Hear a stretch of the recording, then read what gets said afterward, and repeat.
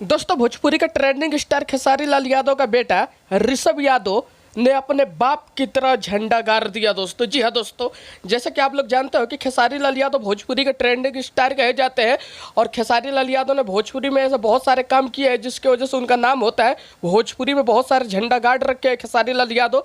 ठीक वैसे ही ऋषभ यादव भी यूट्यूब पर झंडा गाड़ के दिखा दिया कि मैं अपने बाप से कम नहीं हूँ और खेसारी लाल वाला पावर ऋषभ यादव के अंदर भी दिखाई देता है। दोस्तों, ऋषभ यादव एक ब्लॉग का चैनल बनाए थे, मात्र 30 दिन के अंदर 5 लाख सब्सक्राइबर कर लिए और 1 महीना में ही यूट्यूब प्ले बटन मिल गया इनको, जो कि बहुत बड़ी बात है।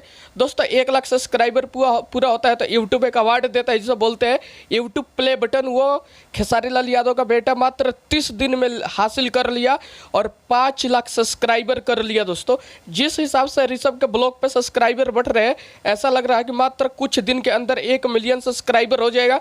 जियो बेटा, तुम भी खेसारी लाल यादव की तरह अपना नाम करो पूरा जग में। जियो से।